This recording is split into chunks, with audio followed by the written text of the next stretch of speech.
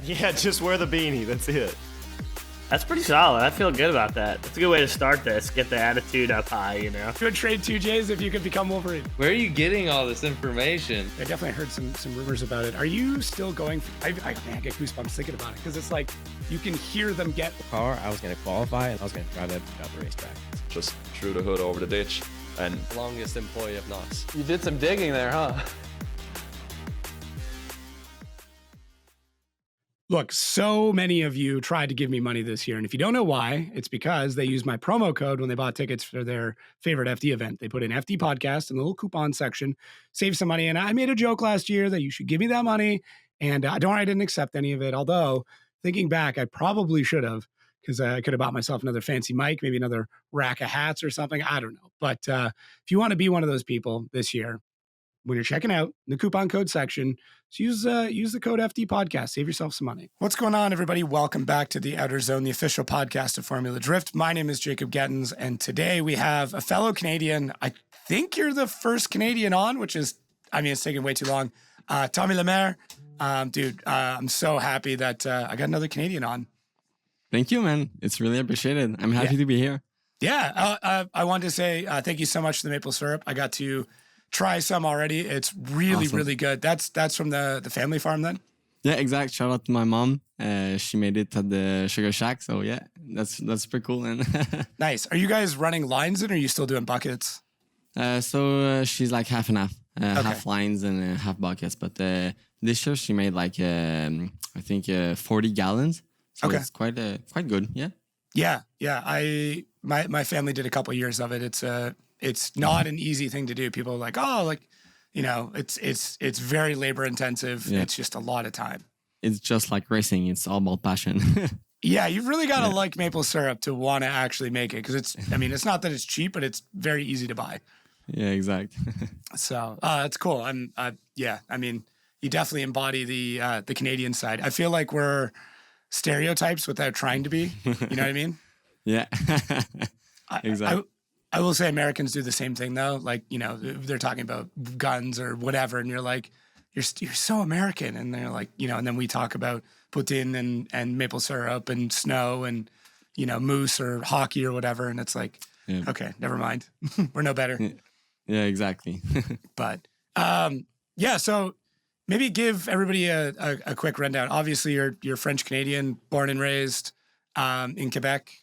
You kind of stayed in generally the same area for most of your life, it looks like. Yeah. I was born in Quebec and raised in Quebec. My parents are not super good in English, so I had to learn English language through work and racing, obviously. So, and a little bit of Netflix.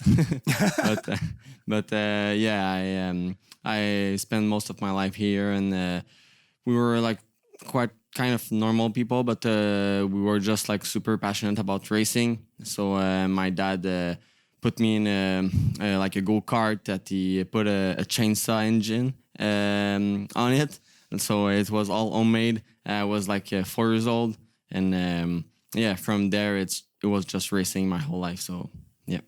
And then you got into like competitive racing at like 7. It was 7, yeah, pretty standard time when it comes to go-karting, which is crazy. Yeah, exactly. Yeah, and you're pretty good at it. I think you're being a little bit modest.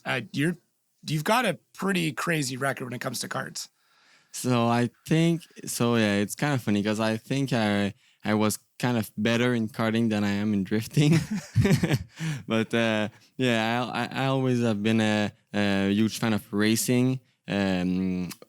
Obviously today I'm a fan of competition and drifting, but still from my like in bottom of my heart, it's racing. Mm-hmm. So who's finishing first and stuff like this, But obviously I developed the whole other side of drifting, which is my new passion, obviously, and now my career and also my choice of where I go in life, But in karting I did quite good. 2 times Canadian champion, 3 times Quebec champion. I went to the World Championship in Portugal in 2012. So it was very, very good for forge my character, if you want, and my personality. Because when you're over there, it's all other people like you. You know, it's a little bit like in Formula Drift. You're competing against the best in the world. So you really have to not let yourself be intimidated. Like people, you know, they try to go into your heads and stuff like this. So, well, it's a little bit like in Formula Drift, obviously. But over there, it was like all champion from every country. So that helped me a lot to manage my stress. And I think that's one of the good thing I switch when I go into drifting. Because in 2016, when I started drifting, I did my first pro amateur competition. And people were like, oh, like you were in practice, you were doing good. And you were in top 4 and you were doing the same. Instead of, you know, cracked under pressure and stuff like this. So I think it helped me a lot for managing my stress. Yeah. Yeah. The ability to keep your head straight, especially in drifting, just because like it's such a weird sport in that way where it's so much like waiting and then, okay, now you have to be on and you have to do these runs and, you know, not make any mistakes. Like karting is pretty similar in that way that like you really can't make mistakes in karting. There's not a lot of room to make up for it. You know, the weights are all very similar. The powers are all very similar. And I mean, you were in Briggs and Stratton and Rotax, like very, very competitive classes. So yeah, I think all of that really helps. And I mean, you also competed in snowboarding. So another extreme sport, like you were kind of built to do what you're doing now. Yeah. Yeah, I think, well, as soon as we say competition, I think that's somewhere I wanted to be, and especially something that has an engine. But I see that you found this. I did some snowboard competition because it was just all about pushing yourself. You know, I wasn't the best, but I was maybe one of the craziest. So it helped me a lot to just have fun and break some stuff, you know, and have some trophies on the, like I had one time in my local mountain, I had the prize of the worst crash. So I was quite happy about this. I was like, yeah, that's cool. And that just shows that I'm not scared of doing like what I say I'm going to do, you know? So yeah, everything that is pushing yourself, it's something I want to be there. And obviously everything about competition. So did the backflips come from snowboarding into racing, or did they start in racing and then go to snowboarding? So backflip started in snowboarding. Yeah, it started there. And it switched to drifting like really spontaneously. It just happened really quickly, you know, you win the race and you're like, oh, I'm so happy, you know, I just want to jump. I just want to do something crazy, you know, and drifting, it's all about the show, and that's something I really liked about drifting.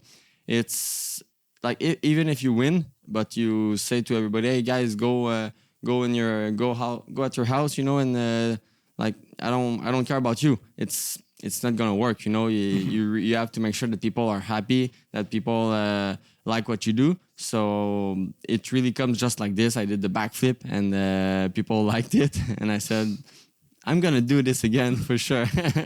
So yeah, now it's kind of my signature, and I really like it because, you know, we're all very good drivers, all, good programs, all good looking cars. So we have to find a way to make ourselves different for the sponsors and for the fans.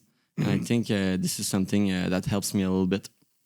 Yeah. Finding different ways to differentiate yourself, I think is huge. And we're seeing drivers in drifting doing it more often, whether it's, you know, unique vehicles or unique personalities or, you know, whatever. I mean, even the countries that you're from, which being Canadian, I mean, there's definitely a big blessing in it as drivers. And there's a ton of drawbacks that I don't think most people understand. I mean, the benefit is, I would argue that some of the best drifters are coming out of Canada. We drive in the snow all the time. We can do ice racing.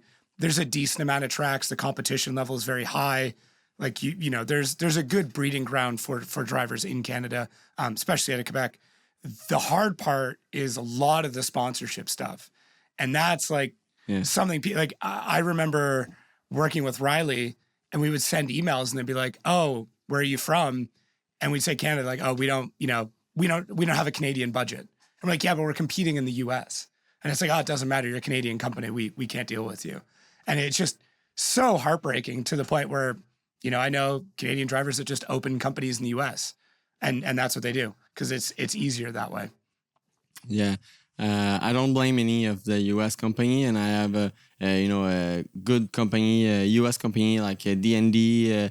I have a ACT Clutch, lots of VP Fuel, obviously, that they are all U.S. company and they support me. But yeah, that's a wall that I did hit. You ask and they say, yeah, well, we have another driver that is from U.S. and we see like the same level of commitment and on social media and stuff like this. So we just gonna go with the U.S. driver. Mm-hmm. I'm not blaming them, it's how it is, but yeah, it is obviously something very, very difficult. And so that's why when you said it is a blessing, I was like, oh, yeah, sometimes, yeah, sometimes not. Exactly. Yeah, I think it definitely helps with, you being, heavily French Canadian. I think there's like a cool personality part that comes with that. I think it's cool to represent that part of the drifting world as well. Like I talk a lot about French Canadian drivers because there's a very particular style of car and build and personality that goes along with it. So, and I think you embody that in a lot of ways, but maybe are a little more toned down. Like when I think of French driving, it's always insanely aggressive.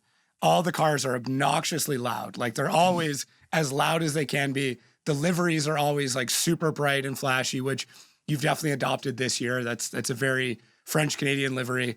The car's not as loud as I've heard other ones, but like I think you are a good introduction to French Canadian driving in a lot of ways.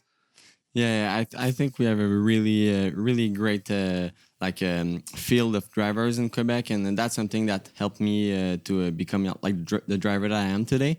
Because obviously, like out west, we have some good drivers like Brody Gobble. I worked with a little bit on some programs. He's really good, but he's one of a few, but in Quebec, we have lots of good drivers, lots of people, and I think that's one of the blessings we have because it's easy to push your limit, push yourself against other good drivers. And in the DMCC series, that's where I kind of forged my driving, and I think that's one of the reasons I am where I am today in Formula Drift. Yeah, it is a good breeding ground for drivers. The competition is super fierce. I mean, the builds are nuts. There's a lot of really good funding in there as well. So like, the cars are all world-class level, which is nuts. And it's almost shocking to me that we don't see more drivers come out of there and compete in FD. There is kind of a weird, maybe cultural thing in Quebec where it's like I don't want to like speak in too broad of terms, but like, it's almost like people don't want to escape. Where like they're like, no, I'm a Quebec driver. Like this is where I'm going to be. This is where I'm going to stay. I'm going to be the best. And it's like that holds back so many drivers that could have been significantly bigger just because they were either afraid or didn't want to leave the area. Yeah. So I love Quebec. I'm a Quebecer. I love the people from here, but I think we are a society that is a little bit shy like. We don't want to be proud of ourselves, and if you're able to have a Ferrari because of your company is successful, you're not gonna put the Ferrari in front of your business. You see what I mean? Instead, like in the US, you're proud of yourself. People have big setups, and we're proud of each other. I see huge rigs, and we're like, oh my god, that's so cool. It's wow, that's something I want to achieve one day. But in Quebec, if you have something sometimes too cool or too flashy or stuff like this, people are not gonna have the same mentality, and I think that's one of the reasons why I wanted to go in the US, and I wanted to do just the opposite because from where I am, where I'm from, the karting, they were all rich people. I competed against Lance Stroll. I competed against Camille Morel La Liberté, which is the son of Le Cirque du Soleil. So people like this, people that has a big amount of money. So even if we were kind of a poor family, I wasn't shy of, going with a white suit at the track. So sometimes people were like, "You're the only one on the field that has the white suit. We all wear black suits." So, but I was like, "Yeah, but I don't really care. That's why that I just want to be different." And I think this helped me a lot too to just push myself and push myself to go in the US. Because I know that in the US, you have a white suit. Who cares? You just that's it. That's good for you, And that's something I really like about. There is not a lot of jealousy, and this helps the drivers to just push themselves, and just it's better for the fans also. So, yeah, it's definitely a different mentality. I mean, Canada and the US are so similar, but very different in a lot of ways. And then Quebec, once again, is, it's Canadian, but it's almost its own. I mean, it's its own culture for sure. I don't want to say it's its own country because that's going to start a whole other debate.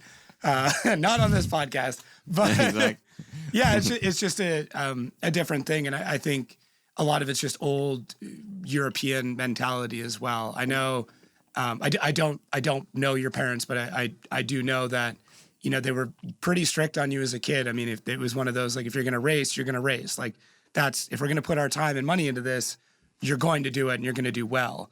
And it seems like that has done you well. And that mentality has kind of stayed into all of your drifting as well. Yeah. And something that people sometimes they think, because when we were younger, I started competing at 7 years old. So obviously it wasn't my money, it was my parents' money. And but they never pushed me to do it. I always pushed them for me to do it, So it's not like my dad trying to live his dream through me. It's really just myself. I was like, that's what I want to do. And I remember every Tuesday, every Thursday, and every Saturday during the week, it was after school. I was waiting my dad at the school, and he picked me up. We were going at SH Karting, which is our local racing go-kart tracks. And we were practicing like all night long. And Saturday morning at 7 in the morning, we were ready to go at the racetrack because it was opening at 8. And it was super important for me to be there at 8, So it's something that I wanted to do my whole life. And my parents, they just supported me a lot. And today they're still doing it. My dad is still working on my car a lot because he's good with the paint shop and body shop and stuff like this. So he helps me a lot. But obviously today it's not. It is bigger than them. I think they wouldn't have believed where I am today. And it's not because they don't love me. It's just because they didn't think as big as I did. And that's something they told me. They were like, we would have never believed that you were going in the US one day, But I told myself that there is no limits. And I think that's how I managed to push myself to go there. And I'm really happy to be there today. Yeah. Are you still helping your dad take old oil tanks out of basements? Like, is that still? Oh yes. Oh yeah, that's a fun time. So just to give you a quick idea, so we remove oil system. So it's always old stuff, in the basement, dirty stuff, and my dad wanted to stop at one point, and during COVID, I've seen an opportunity, so I told him I make him an offer to buy the company, which I did, and I tripled the how you say it, the business of it. Yeah, I tripled the business of it. So again, it was just the vision of it, and I was like, you did 300 removal this year. Well, next year I'm gonna do 600, and last year we did 1200s. So we really grow a lot, and that's one of the points that helps me to go racing. But that's also one of the points that make me believe sometimes that I'm too crazy to do it. I'm just like, man, we do some crazy jobs, you know, and this is all just to go racing. It's not to have a big house or big cars. You know, I drive I don't have any cars. I just drive my pickup truck, which is my tow rig, and but I have a Corvette for practice, and I have my S14. Sometimes it's just unbelievable. I'm like, we're a little bit crazy, but this is a unique breed, I will say. Yeah, I mean, it's priorities. You set your priorities on racing, not on big flashy stuff. I worked in like home heating for a little bit. So were you guys installing tanks as well, or just removing like the old single wall tanks? Yeah, so it's always like a running gag. So my dad installed a system for like 15 years. And now that I took the company, I'm removing all the system that he installed. So yeah, we don't install them anymore because it's not where the it's not worth it. Yeah, the environment and the governments don't want us to go there, but they want us to remove them. So we remove a lot of them, and it's something that is really hard on the body too, because you know, we have to use the body. So I don't have big muscles, but I have a big mental, and I have the good technique. So that helps a lot. Yeah, those things are a pain, and especially if you're working like rural Quebec, it's like old stone foundations and crawl spaces, and I mean, these things are not light. They're what 900 liter, you know, single wall steel tanks, like, and they stink. They smell like heating fuel, right? They smell like diesel. Yeah, exactly. My girlfriend wants me to do a different dish clothes washing because it smells so bad. But it's funny that you bring this up, because that's something that I try to sometimes hide, because people, they think that you're a race car driver. You know, you only go racing. And I have the Drift Academy, so you only teach people how to drift. But the reality of this is that you really have to be versatile, and you have to open all the doors. And that's something I already said in the first podcast that we did after Atlanta. And I'm not shy to say it, but I would say that it is a reality check sometimes, because people, they think it's easy. You know, they think, oh, you just go racing, you have to prep your car. But I don't have the chance to just try to run my own program, and that's it. I have also to work at the academy, work with the oil tank, and work with different programs. So that's the reality of the show right now. Well, I think it's important for people at home to understand like what it's actually like. Like, it's very easy for drivers to want to put up, you know, the perfect story of like, oh, this is who I am, this is what I do. Here's like the perfect race car driver, because that's what the sponsors want, and that's, you know, that's the kind of the Superman, right? Like, you're putting on the cape, you're taking out the glasses. I'm this race car driver, and then But I think it's very, very important for people to understand like the amount of hard work that goes into it before you ever even get to the track, before you turn a wrench. Like, it's tough. I mean, there's really, I would say in Formula Drift, there's what, 10, 15 drivers maybe that make a full-time living at drifting. Like, if that, everybody else has a full-time job, has a business, and it's all businesses and jobs that allow them to do what they do. You know, it's mechanics or, you know, the business owners that, you know, now it's much easier to take time off, right? Like, you can leave the office. I'm sure you have a good staff that's like, hey, you're still, I guarantee you're still answering phone calls and text messages and emails minutes before you have to get ready to go out on the track. And like, that's, all of that is what weighs in before you know, sit in the seat and put on the harness. Yeah, exactly. I have 2 phones actually. I figured, yeah. Yeah. So people sometimes they think I'm weird, but exactly. Exactly. But I'm like, man, I don't have the choice. It's this or it's no drifting. So it's gonna be 2 phones. But it's good for people to truly understand what it's like. I don't ever want someone to get into drifting and then, you know, go broke and go, well, no one told me it was going to be like this. Right. You've seen it. I've seen it where people come in with these crazy dreams and like, I love it. I love the ambition. You know, I wouldn't be where I'm at. You wouldn't be where you're at if it wasn't for having crazy ideas and crazy dreams, but they're grounded in reality. We understand the amount of work and the amount of time. We may not have in the beginning, but we do now. And that's, if I can shave 2 or 3 years off of someone's learning and save them $100,000, and that's my job done. Because I hate when you see people leave drifting and they're like, yeah, I ran out of money. I can't do it anymore. Drifting ruined my life. And they mean it. And like that, that hurts me so much every time I hear it. And I've heard it way too often.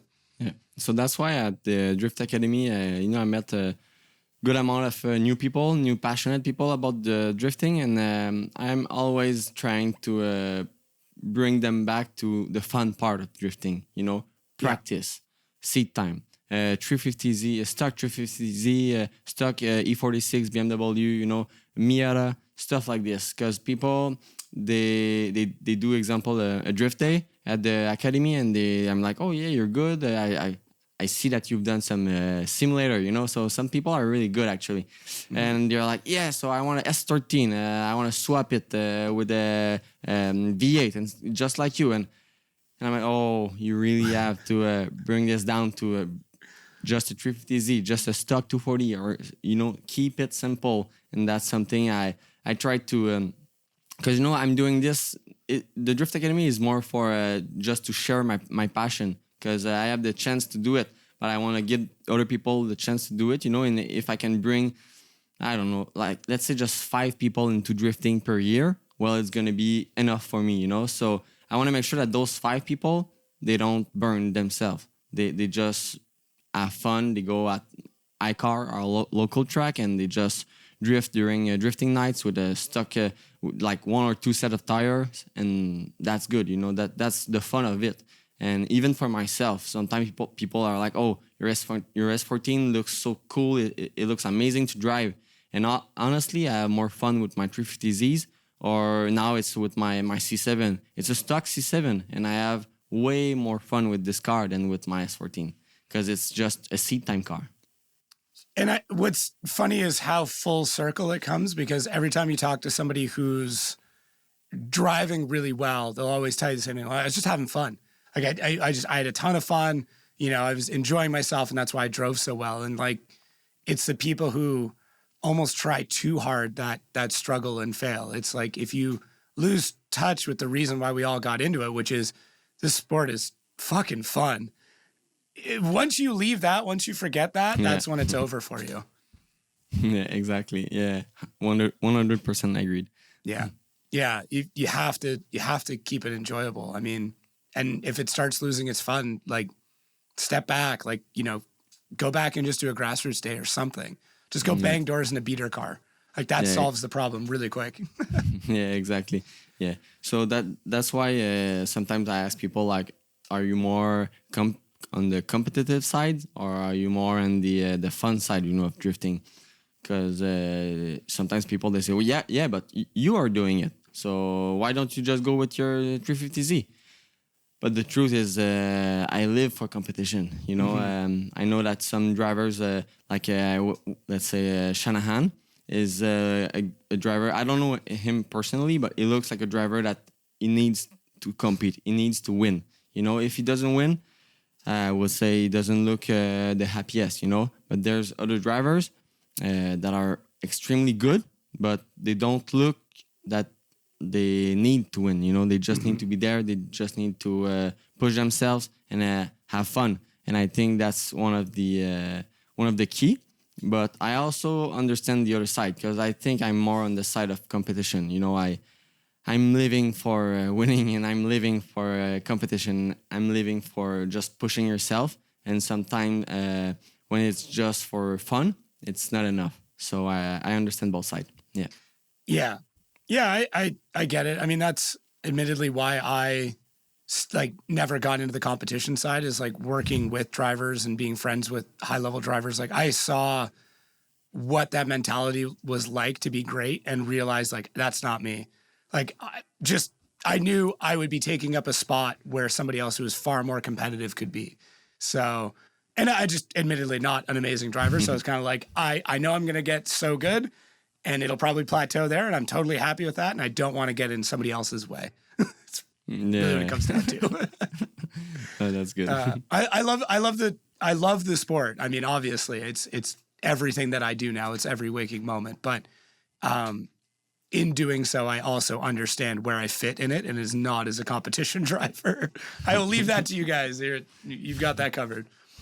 Yeah, that's good. So you've been in FD a couple of seasons now, took a year off, obviously. I really want to talk about the 2021 season to kind of set the bar with kind of who you are. Because obviously, you being from Canada, I've been watching you drive for years. You know, when you came in, I was like, holy shit, like this is going to be great. I think it's very important for people to understand what the 2021 Prospec year was, because that was Nick Novak, Dmitry Brudsky, Mike Power. Those were the people you were competing against, and you took third that year. Yeah. You know, damn, that's a crazy year if you really look at it when it comes to the driving level. But then you struggled significantly more in 2022, and I believe that was more mechanical and testing and trying some different stuff. Yeah, so it all comes back to money, you know, to a financial part. And in 2021, we were kind of pushed into Formula Drift. You know, it was a quick decision. I won the Maple Leaf shootout from FDF that Josiah organized, and it was with Formula Drift, so that allows me to get my license for Formula Drift Prospec. And I was like, I don't have the budget to do it, you know, and one of my sponsors that is not here anymore, but he was really supportive with me, and he said, Tommy, I know you can do it. And so we just managed to find a way to go. And my first race, you know, it was in Orlando, in Florida. And it was my first time of my life driving a car with a dog box transmission. So it was all new, you know, we didn't have lots of practice. It was just, you know, that's what you need to be competitive and just go with it. And I remember in top 4, I misshift my fourth gear. And today I'm thinking about how can you misshift a dog box? You know, it's third to fourth, yeah. Yeah, exactly. It's impossible to miss, but it was my first time, you know. So that's something that make me lose in top 4 against Rich Whiteman at the time. And after that, it was another little thing, and I finally got my first podium against Mike Power. He got the win in St. Louis, so I finished second place. It was awesome, you know. It was a really great season, but we were just not prepared for like how the car needs to be fast and how the car needs to be set up and all that stuff. So but we still got the third place, as you said. So I was really happy, rookie of the year. So I said, okay, next year we're gonna go for it. And at the PRI, I sat with the M-Spec guys, and they were really good people, good heart. And we decided to go together for the next year. And for me, it was my only way to go and be able to be there, because otherwise it was too much money. I had to ask for money that is not mine at the end of the season, just to be able to go in Irwindale. So I was like, if I want to go for next season, I have to find a solution. So M-Spec was a great way to do it. But it ended up to be a little bit hard to keep the car in great shape. So at the end, I just realized that if you want to have a great car, you need people that you trust, people that you have in-house. And so that's something I realized in 2022. So we blew an engine at the first competition in Orlando. After that, it was just power steering issues, supercharger belt issues, name it. It was all of the issues we can have on the car. So it was just a season that we put in the garbage. And in Utah, my favorite track at this point, the trunk opened. And we got a protest against us, and they got us out. So it was kind of heartbreaking, but at the same time, I have the mentality where I say, nothing happens for nothing, and this was a reality check, and also a breaking point where I knew that if I wanted to be competitive, I needed to take care of my car, take care of my team, and be able to have everything in place, everything in-house. So I decided to take a year off because I had no more budget at this point. Yeah, I was just like out. So I decided to, buy my trailer, buy me a truck, buy myself great bases so I can go at the racetrack and know that I have my stuff in my trailer with my people. And I think we spent the whole year last year to just do seat time and competition. We also got the Canadian Championship, which was very good. So, but this is just another proof that it showed that we had a car that we were prepared to go in competition, and it really helped. So that's why this year in 2024, I think we have a good recipe for a championship.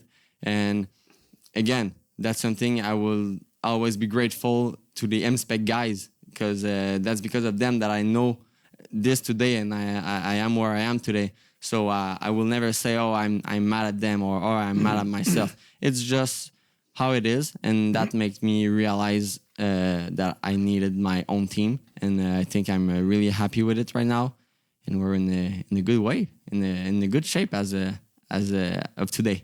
Yeah, yeah, not bad at all. That's for sure. I think you've really got. I hesitant. I don't want to put like too much like weight on you or put too much into the future. It's just it looks good. It looks like everything is coming together. I mean, when you look at people who are successful, especially in Formula D, there are certain factors that play into it. I mean, a lot of the drivers have a good background in motorsports.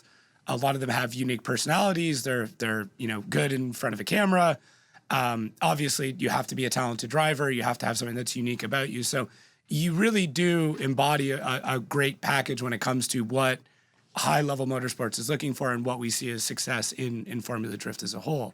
Obviously, now it's just a matter of making sure the points are there, making sure the license is there. Although, realistically, you could probably, submit for your pro license, taking third in 2021, and even if the rest of the season kind of takes a shit. We've talked about it a little bit before, but like, how much does going to pro kind of weigh on your mind? Like, where are you at in that sort of decision right now? How much planning do you try and do ahead of time? Or is it like, even if we do this, we still take another year, save up more budget? I guess, where are you at in that decision? So, it's crazy, man, because, one day I'll be like, I want to go in pro next year. That's it. And the other day I'll be, am I going to drift next year? I don't know. Yeah. So it's a lot of a roller coaster, but this is something that I think, it's always like pushing yourself. And as we speak today, I will still love to go in pro next year, but it all comes down to the budget, And I know sometimes I sound repetitive or like annoying about this, but it's really all about the budget, because I felt like I kind of lose a little bit of time in the last years, because as I just told you, the car were not perfect, the team were not perfect. So now we have a great setup, but I'm like, am I ready to go in pro and just feel like my car is not reliable, my car is not strong enough, my car is not performance enough? So sometime I want to take a step back and say, okay, what do I need? First thing I will say it out loud, is a tire sponsor. Yeah.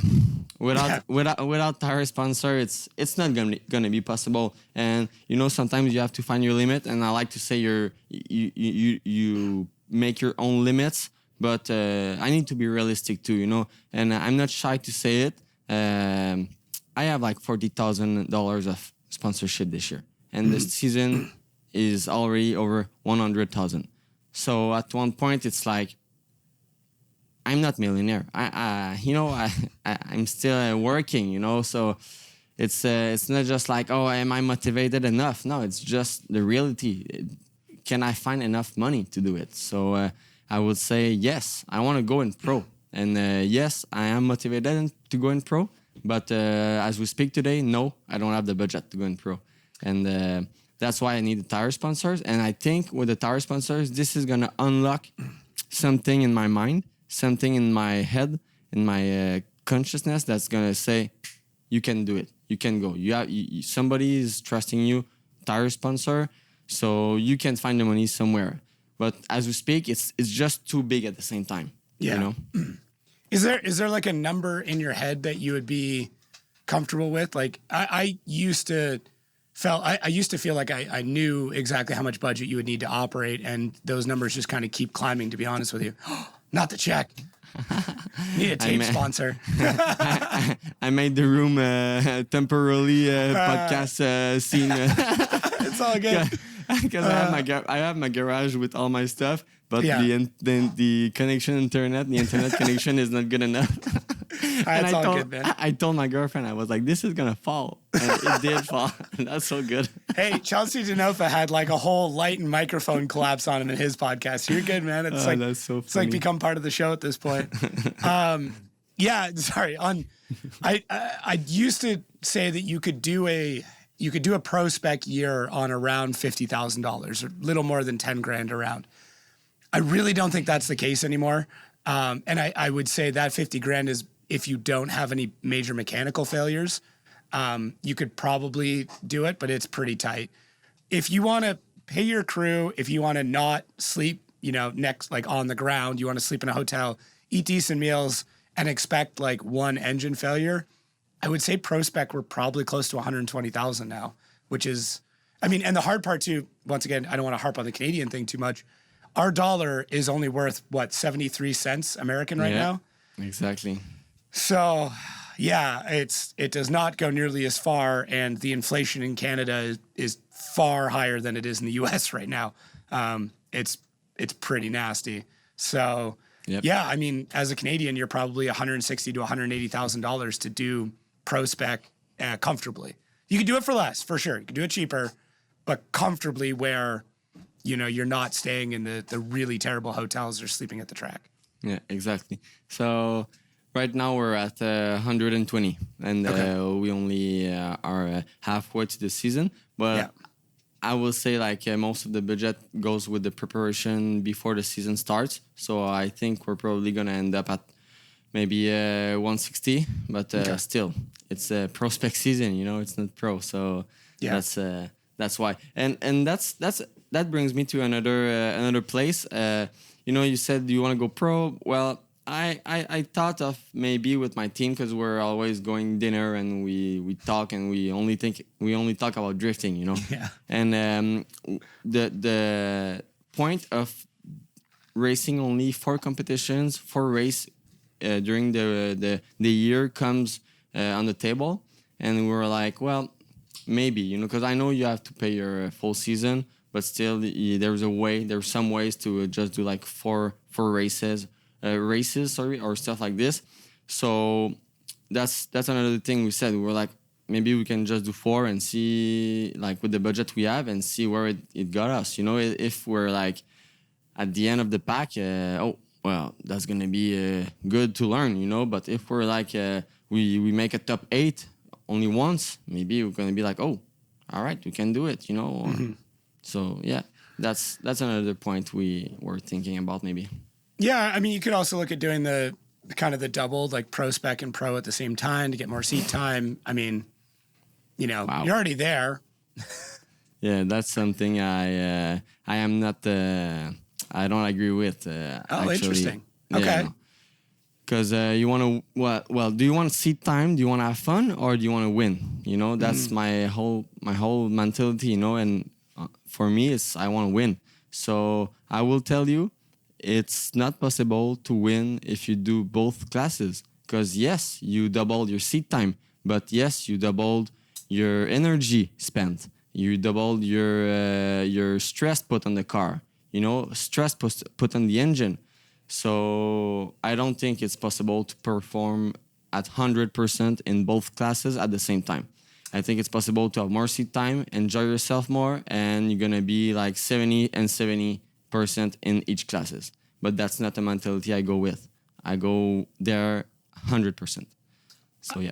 Yeah, I can agree with that. I think too, you know, the only real way to get better and to kind of drive at the highest level is to go against people that are better than you. And realistically, if you're at a point where you're kind of beating everybody in Prospec, there's not, is it a waste of money and time to keep driving against those people, right? Yeah. Yeah, I think, especially on a different tire. Like that's the other part too. Like that's, you know, we're assuming that you're going to run a 255 in both. If you're running a 255 GT in this case in Pro, you're not going to be able to compete with the guys on the much larger GT tire or Nitto or Nexon or, you know, Vitor or Kumo now. It's amazing. It's actually, side note, it's amazing how many tire sponsors we have in FD again. Yeah. It's kind of great. That's good. I know. I like it. But yeah, so yeah, Dimitri, I love you. You know, the guys that are running both classes, I love you. You are awesome guys. But I'm gonna say it again. It's not a mentality that I adopt. Like if you did win a Prospec, you go in pro. It's just the way it goes. But I respect their choices. And you know, people this year they were like, "Oh, are you coming back to the MCC? Are you coming back to defend your Canadian championship?" And I'm like, why would I go back there? You know, I want to improve myself. I want to go against the better drivers. And at this point, it's Prospec. And if I'm able to win Prospec, well, the next step is pro. I don't want to lose time in Prospec if I did win. If I don't win Prospec, all right, I'm gonna go back because I have to improve myself. You know, I have to be better. I have some drivers to beat. But if I do win the Prospec, there is a much higher class level, and this is pro. You know, so the people that won the pro like 3 times, like Asbo and Dean, well, it's normal that they come back because this is the highest level. This is the Formula 1 of drifting. Yeah. But if you're in Formula 2 and you have the chance to go in Formula 1, are you going to go back in Formula 2?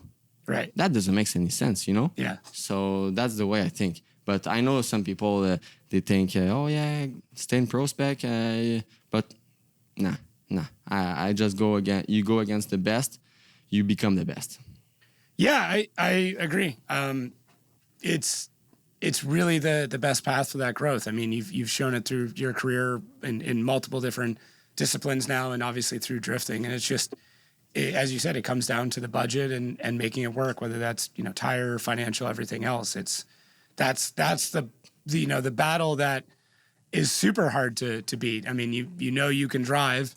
There's no question there. It's like, now can you market? Now can you sell? Now can you deal with that side of things, which is arguably much harder. I mean, and it's not just, we talk about it so much in drifting. It's not just drifting. Like it's go-karts. It's basically any high level sport where it's expensive to operate in. Like you would think go-karts isn't that expensive. Like, oh, they're cheaper than, it's cheaper than a drift car. And it's like, yeah, not so much. Like, cause you need to have more than one cart. You need to have 3 and 4 spares of everything. And you are, you're on a knife edge with those cars. You're trying to get 0.01 horsepower out of that engine legally or illegally. I mean, I'm sure people cheat in go-karts. Oh my God, that's a whole other subject, man. Oh, bro. Especially at the, when I went in 2012, I went to the World Championship and I thought it was going to be the first time there is no cheating. I was like, we go there and you draw a number. And if you pick the number 11, you got the cart number 11. They are all brand new carts, all brand new engines. So I'm like, wow, it's going to be a great battle. Oh, wow. It was the worst place where everybody is cheating. And that is just something make me realize, oh, wow, it's the same everywhere. I thought it was just something in Canada that people are trying to cheat. But no, it's really everywhere. But that brings me to drifting. It's cool because drifting, it's really hard to cheat.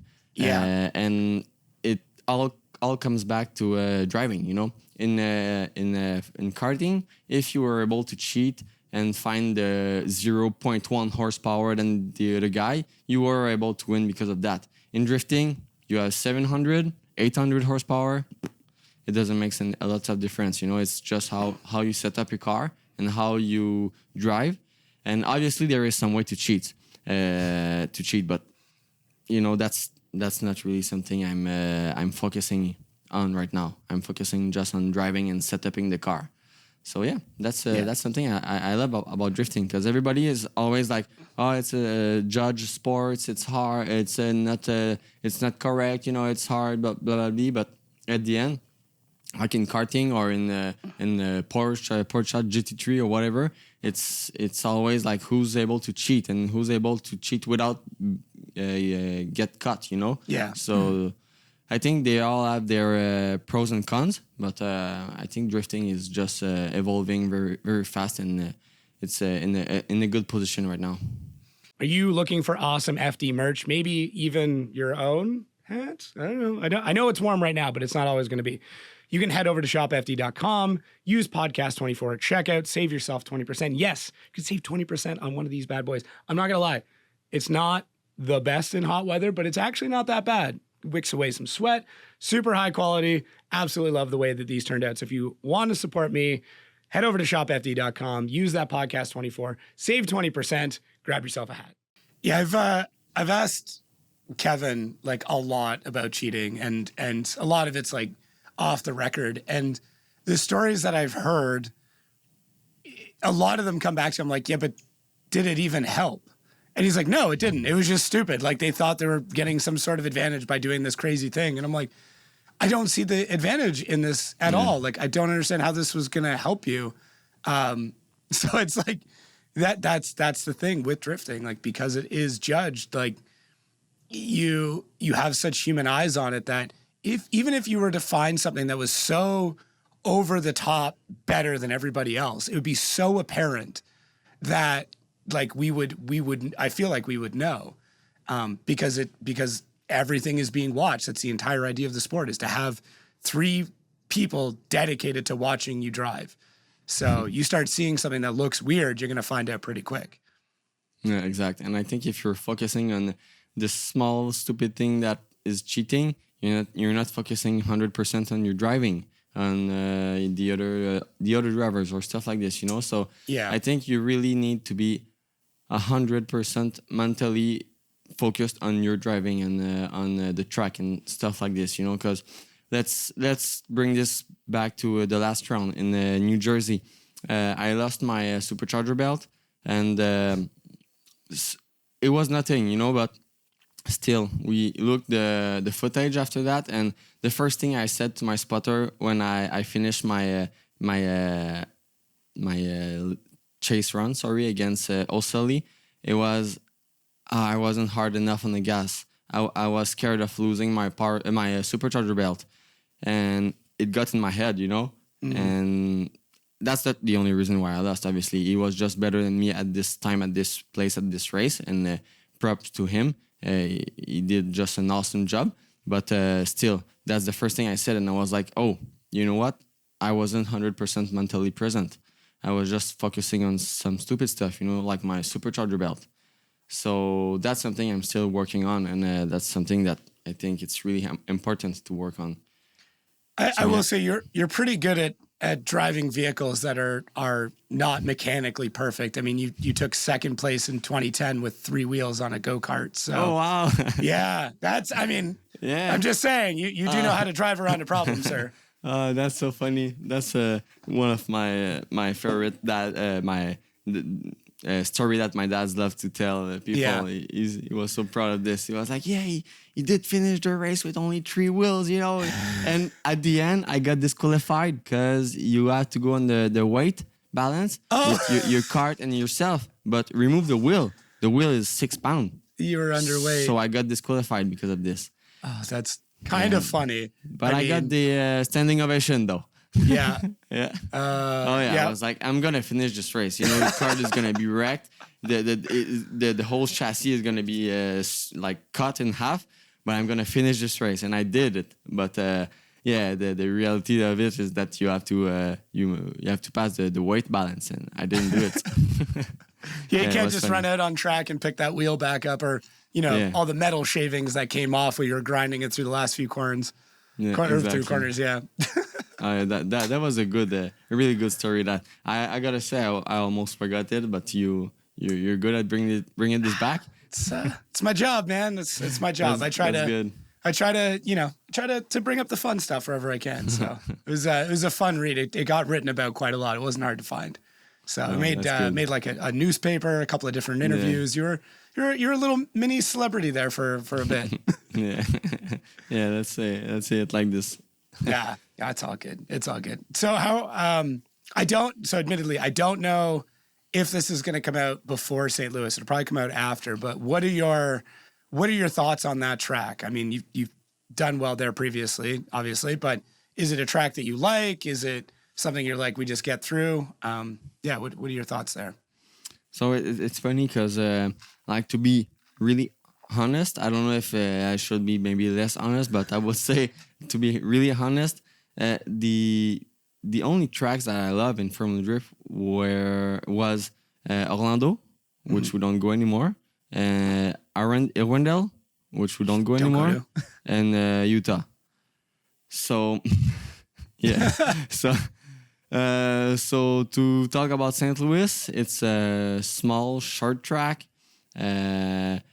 It's not really my type of track, but I would say I just do my best, and I just go with the flow. And it's a place that we push really the mental of the drivers because it's so hot. The shoes are melting in the car, and you just have to keep going. The half of the team are doing had the heat stroke. Just because it's too hot. But you're like, all right, let's send it. Let's go. So it's a really unique place to be, and I like it because all the fans are in the grandstand just in front of you. So it's better for the fans, to watch.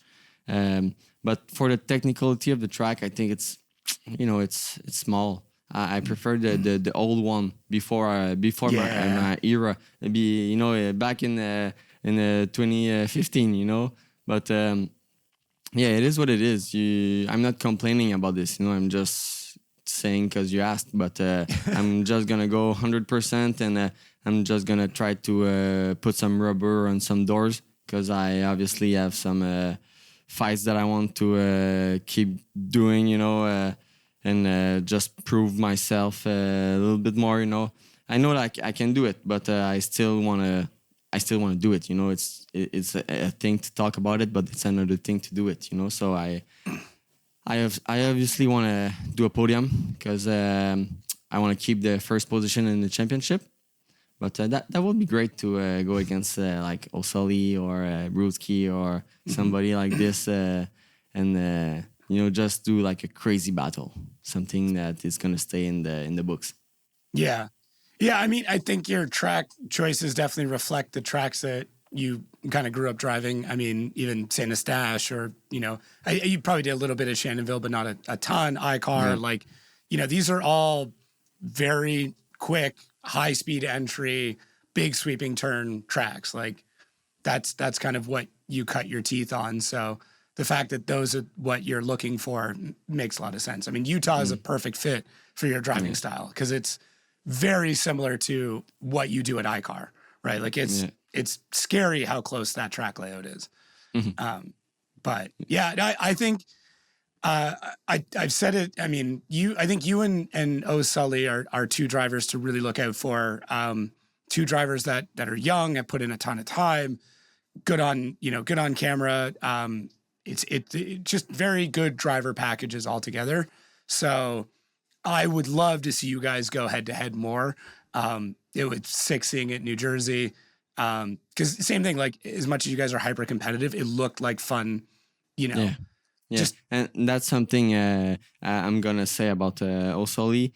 He is really a driver that you can trust, and this is so much fun about drifting because when you just go there and you're always like, oh, and is it 18, and you're just like, am I gonna hit him because he's not on the gas where we should be on the gas, And this is scary, you know, and this is something that people say, oh yeah, but that's because you're in Prospec. If you go in pro, you're going to be able to trust everybody. But I really think that Osali is a driver that I can trust. And if I go against him again, we both know that we're going to be able to put on a great show. Because maybe he knew, or maybe he didn't knew, but now we know that I'm just a driver that want to go full gas. There is no game. There is no left foot. There is no stuff like this. You know, it's just all out, and the best may win. That's it. Yeah. Yeah. And really, that's his driving style. He's probably knocked himself out more by over driving or just being ridiculous than anything. And I mean, I know him quite well. I would consider him a friend, and I think he's his own worst enemy most of the time. But that's I want to say he's learned pretty quickly how to start quelling that. And I mean, you look at his driving record, you look at how much he's driving, like, he's a scary competitor, that's for sure. For being such a nice, like, quiet guy too. And then, like, I mean, you're similar. It's always funny how you guys off track are usually pretty, you know, quiet and together, and then you get on track and it's just war, just absolute battles and fire, and you know, and then you get out of it and everyone's smiling and happy again. It's great. I like how juxtaposed the two things are. Yeah. So out of Quebec drifting, because I really don't think there's enough of a spotlight on it, is there anybody that you're seeing that's coming up right now where you're like, oh, this is somebody the world should know about, and, you know, we should be talking about a little bit more? From Quebec? Mm-hmm. So the thing is, we have really great drivers, but some of them, they are either not allowed to go in the US, or they don't have the budget to go in the US, or stuff like this. But we definitely have really great drivers. We have Kevin Morin, which is like a veteran. He was an old drifter when I started drifting, you know. It's just funny. He's doing pro drifting for like 15 years, or I don't know. He's a really great driver, and he's always bringing an awesome S15 car on the grid. Very good looking car. So that's a guy I really respect. He's always like full gas, just like me. He's not trying to play any games, you know. So that's a guy I really respect. But I know I already asked him, and I don't think he's gonna just do the jump on the other side. But we have some great drivers that are starting to go in the Gambler series in New Jersey. So I think that's good. It just opens the door. So again, thank you, Chris Knapp, for helping people from Canada to cross in the US. But I think, I think people need to push themselves more, you know. But it's really a mentality that it's hard to change. So we have awesome drivers, but I don't know if I see any drivers going in Formula Drift soon, because it's a big commitment. Yeah, it's definitely tough. I was when I was at iCar for the World Tour, I was chatting with a lot of the DMCC staff, and I'm like, guys, like, get a live stream up please just get a live stream up, because I mean, DMCC driving is nuts. It's wild. I mean, the judges are really good. The production's amazing. Like, it's a good show. It's just a shame that the rest of the world doesn't get to see it. Like, that's really what it comes down to. And it goes back to that, you know, Quebec at times just getting kind of locked in its own box and kind of gets in front of itself, which is sad, because I want everybody else to see, you know, the driving that I grew up with. Like, that's the part I go back to, is like, you know, I started in Shannonville. Like, that's where I started driving. And, you know, Friday night at like 1 a.m, all the guys that come down, I can't remember the name of the crew, but like in their beige cars, you know, the ones I'm talking about. Yeah, the MTC, yeah. They'd always come down. They're like, super cool guys. Right? Yeah. And the cars are like beat to hell. Like, Trash. I mean, absolutely destroyed. They pull in some beat up camper. Yeah. It's not an insult. They're just trash. And they're good with this. They drive constantly. Like, the cars are always running. Like, they find a way to get them running, and like, they'll party all night. And like, they'll shut it down at like 5 a.m, 7:30, 8 o'clock. They're back up again, wrenching on the cars with the first ones. And like, that was my introduction to Quebec drifting. And then starting to see other drivers coming in for top drift events. And then it's like, every once in a while, a couple of the big guys would come in, Kevin Morin. I don't know if I ever saw you drift at a top drift event. No, there was a couple of the guys that came over, but it was like, and you would just hear about all the drivers at Quebec, and then it's like, okay, now I got to start going to these events and seeing them. And I was like, oh shit, there's a whole other world over here. Yeah, So- we obviously have Jaden, which is already competing in the Prospec, but I think Jaden, like 2 days ago, we were together at Montmagny drifting together. He had his practice Corvette, and I had my C7 practice Corvette.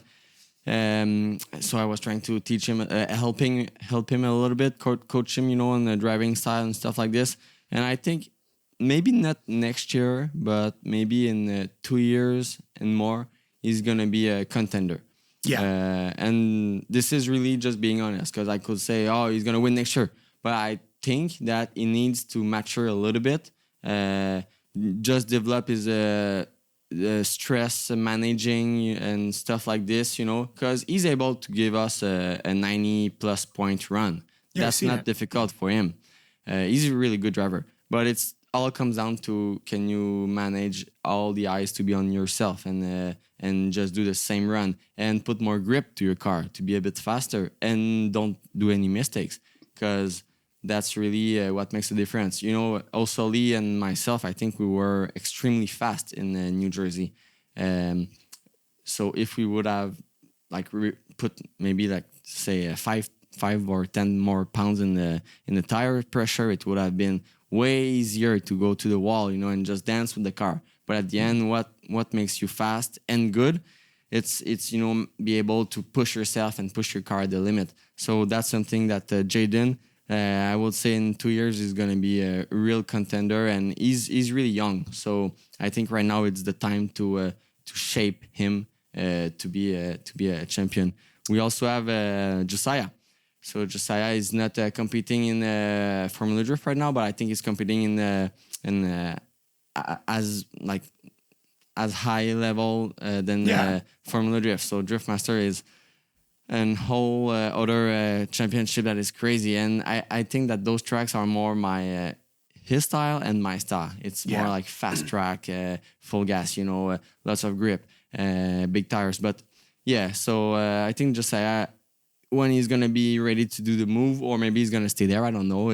That's his choice. But if he wants to go back in Formula Drift, I think he's going to be really dangerous. And that's a guy that I would love to maybe be back in the team one day. Because back in 2021, we were a little bit like myself and Jaden to this year. We were just teamed up together and helping each other to just push the limit, And so I think in the Canadian scene, those are the two drivers that are to watch for international races. Because obviously we have really good drivers, but more local. Yeah.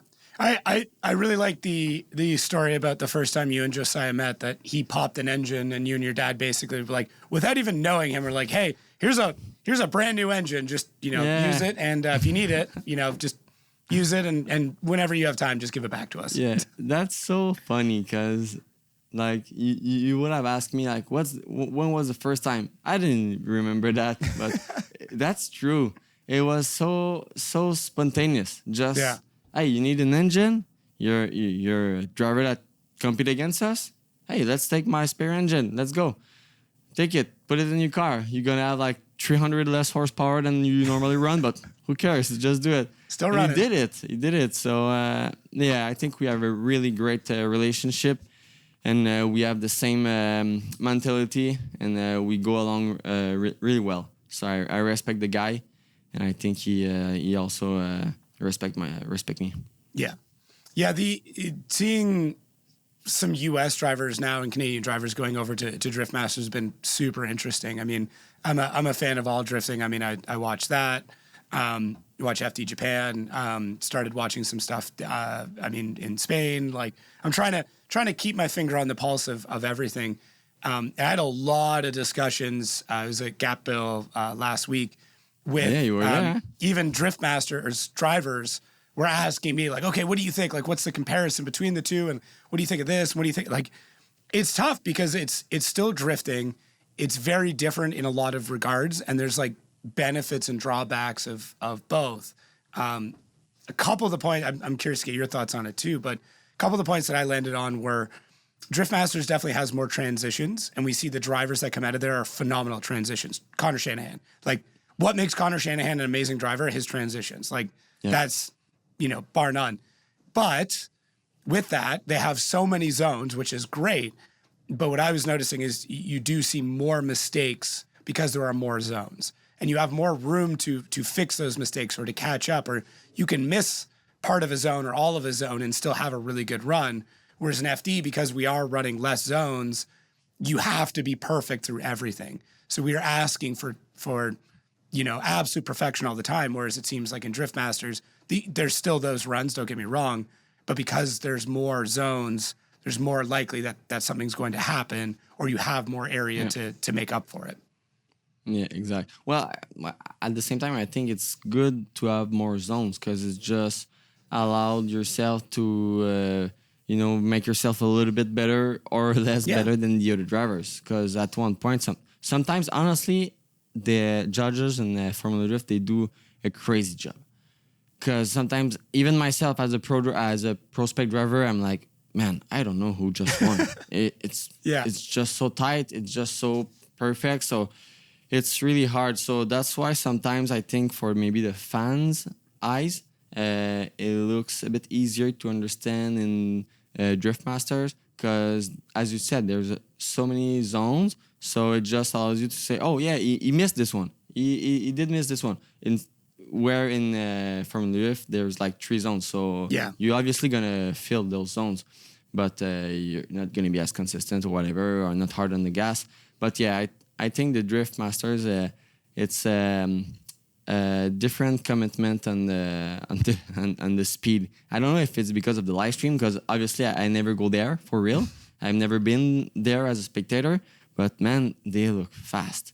And I think one of the reasons is because of the rule about the weight of the car. They don't have any. They don't have any rules about the weight, so you can have a 2,700 pounds car and just rip it with big tires, So I think that's something that makes the field go so fast. Because for us, it's like, let's say it's like at the LZ World Tour this year when I go against Chelsea Denofa. I have my 3,000 pounds Formula Drift car with like, I won't say that the tires are not good. I will just say that these tires last 10 laps. Yeah, so that tells you about the grip. They're not pro level tires. They're party tires. That's what they're exactly. They're made for. They are awesome tires, but they are not for grip. Yeah. And I go against Chelsea, which has a Fox body that weighs 2,400 pounds. This is 600 pounds difference.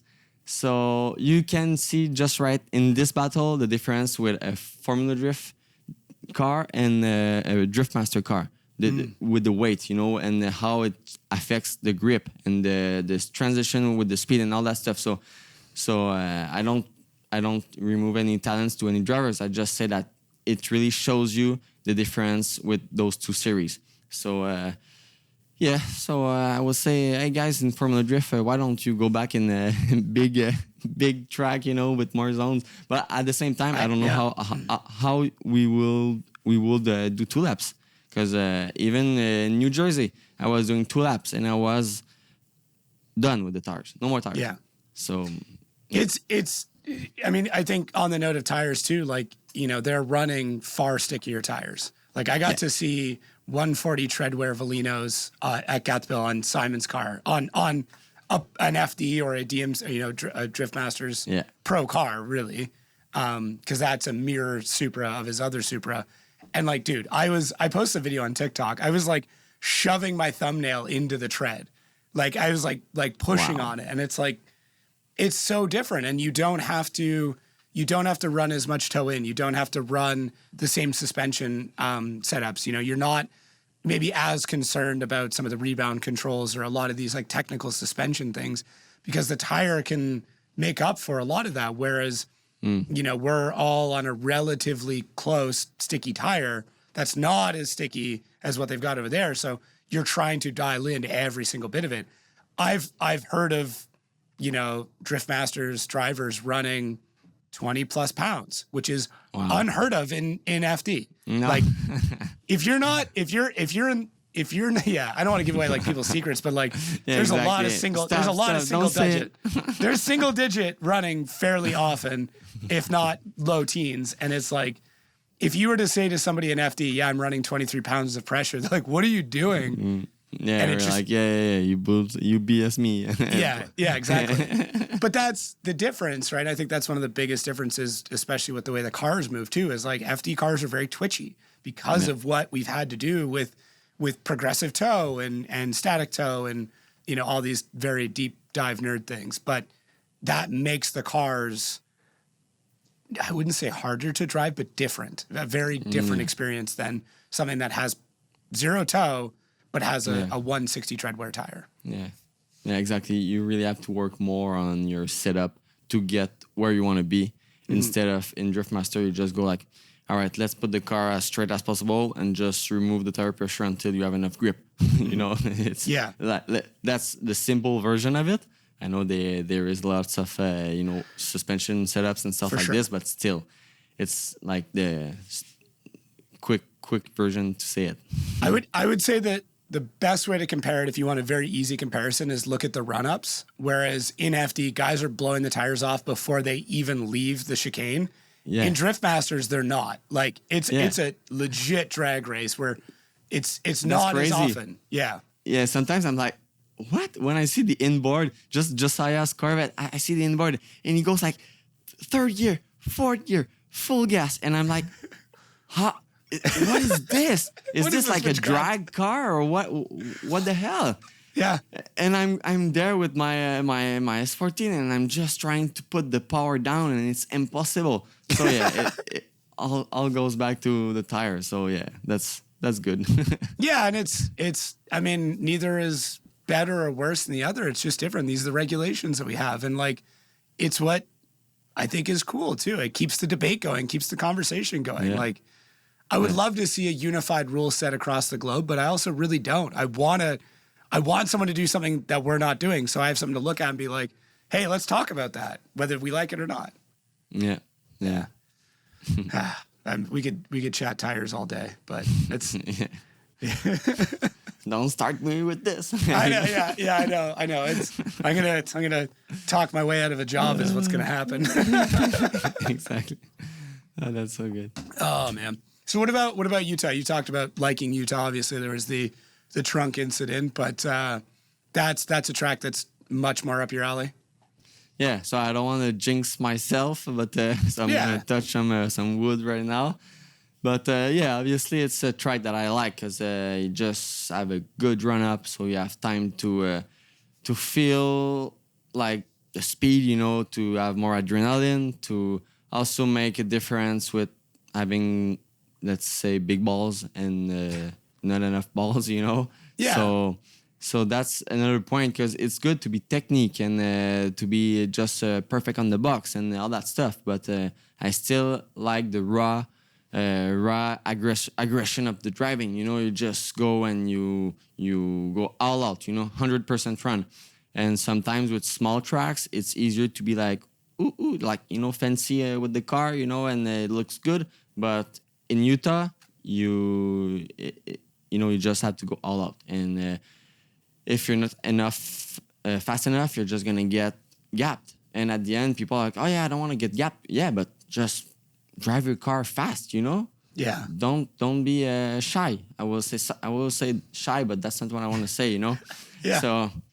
So yeah, that's why I really like Utah. You can do transition full gas, which is kind of cool. You don't have to pull the brake and you can do it as a tool. But my goal is just to go from initiation, full gas, until I'm done at the end. So that's the kind of track that I like. And I especially like the change that they did last year when I wasn't there.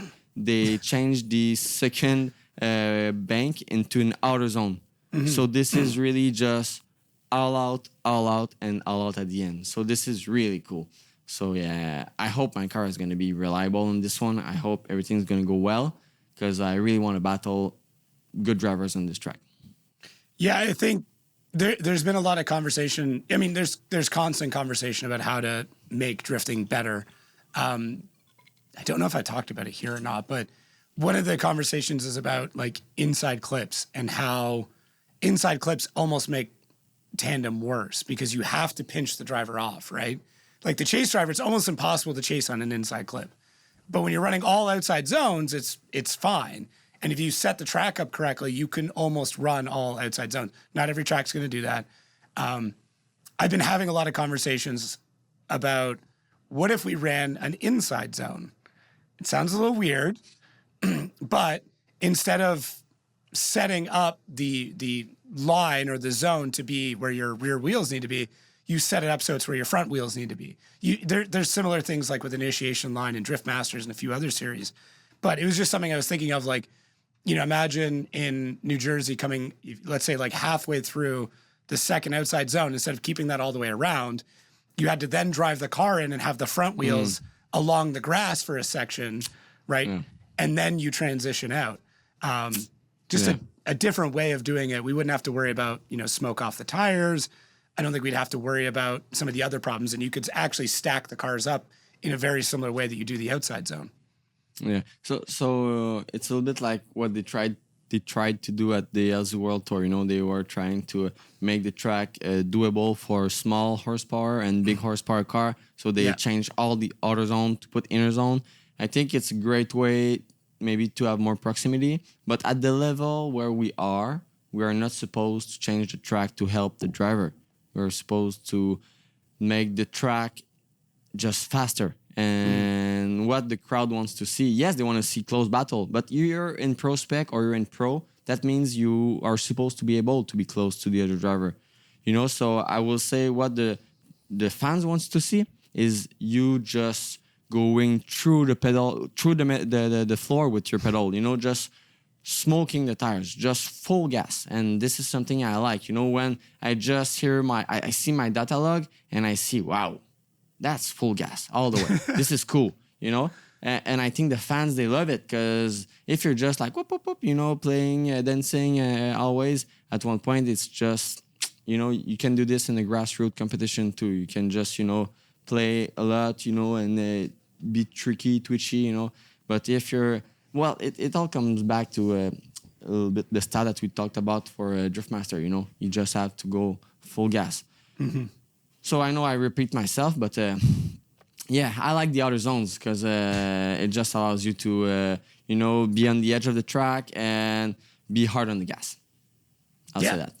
No, I agree. I think that's a good way of putting it. We want to see the fastest cars, the highest level. I mean, it's funny. I feel like the judges every year ask the drivers to do things that are basically impossible. Like when you first look at it, like there's no way we can get a car to go there, and then one or two drivers does it, and then you're like, well, shit, what do we do now? And that's, like you said, that's, I guess, the way it should be, right? Like And also, so I'm saying this to you because we're talking together, and I know nobody's listening to this. No, and not it's a single just person. It's just you and me. Yeah. But I will never, ever in a driver meeting or in a group chat or somewhere trash talk about what the Formula Drift staff wants to do, you know? And if they say you need to put your front wheel in the grass, I'll shut my mouth and I'll put my front wheel in the grass, you know, because that's what they want us to do. So I'm not complaining about the way they do it. I'm just telling you because you're talking, you and me, and I'm telling you what I prefer. But at the track, I will never be like, oh, you know, I don't like the inner, I don't like the outer. You want me to put the wheel there? That's because you have your reasons, and we're going to put it there. So sometimes I like when they are really clear about where they want us to put the car because it allows us to work on our driving. Because there's some race and competition that I did that I didn't even know where my car was supposed to be. And I got like 85 points. And I'm like, 85 points? Where are those 15 points? I have no idea. And I asked my spotter. And he's like, I don't know. Try to be more aggressive on the gas. And I'm like, what the hell? So that's the thing with Formula Drift. I like that they are clear about where they want us to put the car, because you can really work on your driving and you can showcase your abilities on the track. So if it's an inner, it's an inner. But if you give me the choice in the podcast, I'll say outer. All outers. Yeah. Yeah. No, the drivers' meetings, I mean, I've sat in them for a couple years now, but I really feel like this year has gotten pretty streamlined. It's cool too with Vernon and Reese in there too, like to have people with kind of a different perspective when it comes to the judges as well, and like and how they communicate. I mean, Reese is it's hard to argue with their credibility and what they know, right? I mean, Vernon has judged pretty much every series in the world, and Reese basically lives in a drift car and is an instructor. So like, and he's I feel like we've forgotten about this too quick. He was the spotter of last year's champion. Like, this is nothing. Yeah, exactly. So it's like, and Brian Eggert, someone said it to me in New Jersey, might have been, I don't know if it was him. I don't want to speak like too far to turn, but the dude's been around basically since the beginning. Like he's the old man of drifting now. Like he's the old sage of he knows everything. So between those three, and then Robbie Nishida obviously was an FD driver, so how do you argue with the thoughts and decisions of those people? I don't get it. Exactly. Yeah. I don't know. Talking They're my of, coworkers. Yeah, exactly. Talking of Reese, I had after Els World Tour, we had the chance to chat with Chelsea, and we were able to work with him at New Jersey, and it really helped. And that's something I'm happy, because I feel like it's gonna allow myself to push more on my driving, because I don't have to work more on the suspension setup. Because he really opened our eyes on some stuff that we didn't think of going there with the S chassis, and so thanks to Chelsea and his mentality and his knowledge about suspension, because now I think I have a car that just allows me to work more on my driving. Yeah. Yeah, cool. I don't want to give away everybody that he worked with that weekend, but almost everybody he worked with did incredibly well. So there's something there. Like, you can't sit here and say Chelsea Denofa doesn't know what the hell he's talking about, because like it's everyone I talked to that he worked with, they're like, yeah, he did it. He told us to change these couple things, or he actually physically went under the car and changed these couple of things, and the difference was night and day. And I think drivers very much get in their own head of like, okay, this is how we've always done it. This is what we're doing. This is what's worked, and forget that there's so many other options available. Yeah. Forsberg just dropped the video where he's driving the Ultimaniac. I don't know if you saw that and he's with TJ, and he's talking to TJ Hunt, and he's like, no, we're not doing your setup. We're going to change it completely. We're going to go all the way the other direction. TJ's like, well, he's like, no, you don't know it works. You just think you know it works. And I was like, yes, that's the mentality. Like, just don't think you know anything. Just learn. Yeah, that's so good. Yeah. It's really cool to see that Chelsea's still active in FD, just in a very different way now, but it's still supporting and making the driving better at the end of the day. Yeah, exactly. Sick. Well, anything else on your end? Any shout outs? Anything you want to touch on before we wrap up? Shout outs to my friend, and especially since we talked about Quebec, the Quebec fans, I think I feel very lucky to have the Quebec people behind me, and I don't want to be cheesy, but especially in New Jersey, it was kind of close to home, and I had so many people coming and cheer for me and the team. So sometimes when you feel a little bit down and you're like, oh my God, this is too much. I have no more life, and you just think about all the people that are proud of you, and that supports you from Quebec and all. Like even in the US, it's just cool, and I want to say thanks to them, because obviously I always say thanks to my team, and my sponsors, and even XPN. XPN is a crazy sponsor that we are not only sponsor. I wouldn't even say he's my sponsor. I will say, hey, this is my good friend, And Yeah. he is also supporting me in drifting. So that's something really cool. You know, it's a very great relationship that we developed. Even the D&D people, they are new this year. And they are from US, and they said, "Hey Tommy, we've been watching you for 2 years, and we like your driving style and stuff like this." And I was like, "This is so cool." And same thing for Magnuson Supercharger. This is a company that I am a fan of it for years, and now they are in the team. They support me, and this is small dreams. Small part of a big dream becoming more reality every day. So this is a really cool. And obviously we have like Fast Wheel, which is a partner that I will say it's like my 7th year. Yeah. That they are with me. So it's just crazy. So you know, there's some partner that they are there for the first day, and I feel that they're gonna stay there as long as I'm drifting. So this is really cool to develop a community to us, and a good team, you know. And by the way, all my team, they are all from here, except Jaman, which is Jaman is a driver. He is a drifter, just grassroots drifter, but he is from Europe. So and he also lives in New Jersey. So this is so funny because I met him in 2021 when I needed an extra crew, and I asked Mike Power, and Mike Power said, "Hey, I know a guy," and this was Jaman. And now Jaman and myself were like super friends, and he wants me to go in Europe now. So yeah, so Another one.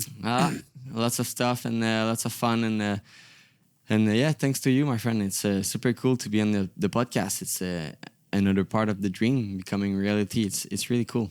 Yeah, dude, it's really cool to have the whole thing kind of come full circle for both of us, where, you know, both of us have been doing this for a good chunk of time and kind of in our own little worlds just across the provincial borders. And now, you know, we get to do this, which is sick. I mean, I'm always happy to see you in the pits, and it's just always nice to see someone from the home country, which is great. So yeah, it's cool. Did you move to Florida? Not yet. Very soon. All right. Yeah, that's a whole other can of worms I'm dealing with right now. So This is cool. yeah, it's just been as much work as I expected. It's just not coming together as quickly as I was hoping it would. That's all. Yeah. That's like a drift build. It's, you know what? It's very similar to that. I thought I ordered all the correct parts. I thought everything was just going to fit together, and most of it has. But now my chassis is waiting for fabrication before I can finish up. So that's where I'm at. This is the definition of my C7 competition build right now. I'm like, I thought I was gonna drive now, and we're not even halfway there. So, that's a struggle. My house is listed. We've had a couple offers, just nothing that's come through correctly. So I'm now at the point where I'm like, okay, I might even just rent this house out. So if you're looking for a house in Windsor, let me know. I mean, this studio could be your bedroom. Like, how crazy could that be? All right. Is there lots of snow?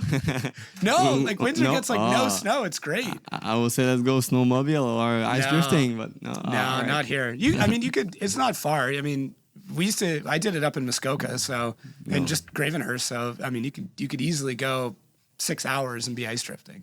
Yeah, But that's good. That's a little far. Yeah, you can go in your backyard basically, so it's not a fair comparison. Yeah, well, last winter we didn't have lucky weather. No, it was not cold enough. But 2 years ago, it was a blast. It was really a blast. It's really in the backyard. So we have like a boat drop. So we use the boat drop as the ramp with the 350Zs and just enjoy, man. It was awesome. Yeah, lots of fun. Lots of fun. Ice drifting is phenomenal. I've been a few times now, and it's.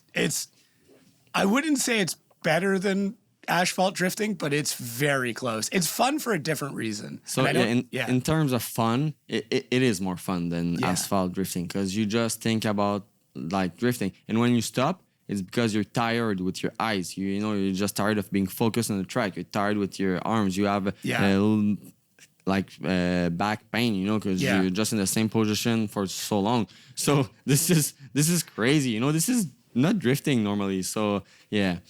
So this brings me. I know we're almost done, but this brings me to the next winter. I really want to go in Europe because I know that in Finland and stuff, place like this, Sweden, they have a good ice drifting. So that's in my plans. I want to go there. Let me know. I went 2 years ago with Simon and Jonathan, and it was Nice. it was wild. But I may have some connections for you to get you out there. So Sounds good. if you can, it's 100% worth it. I mean, Norway and Sweden in the winter is absolutely beautiful. And like, dude, Norway looks just like Northern Canada. Exactly. Like it's nice. dude, it looks I mean, essentially like if you know the Canadian Shield, right? Like just north of Icar. Yeah. It looks the exact same. The granite cliffs, the trees, everything. Like every time I go to Norway, I'm like, oh, I'm just home. I'm in Muskoka. I'm in Huntsville again. Like it just, you know, everyone speaks Norwegian. Yeah, that's just a small detail. Yeah, But, this is definitely on the bucket list. Sick. All right. Well, let's try and make that happen. Maybe I'll have to come along with you, you know, as moral support or something. So Awesome. Sick. Let's do it. Tommy, thanks again, man. I really appreciate it. I'll see you on Thursday. So Yeah, exactly. yeah, I'll see you in a couple days, man. Thanks for the invite again. Yeah, no worries. Thank you, everybody, for listening and watching. Please make sure, check out all the links in the podcast description. Check out all Tommy's stuff. Support him. Buy his mom's maple syrup. Does she have it online? Can we sell her maple? No? Got to go to the hometown then. Yeah, exactly. Yeah. It gives you a reason to go visit Quebec. Honestly, go. If you've never been to Montreal, it's worth the trip. It's such a cool city. It's basically like being in Europe, but you're still in North America. But also go visit rural Quebec because, I mean, the city's cool, but like the real fun shit is out in the forest. So Yeah, exactly. sick. All right. Well, thanks again, man. And I'll chat with you.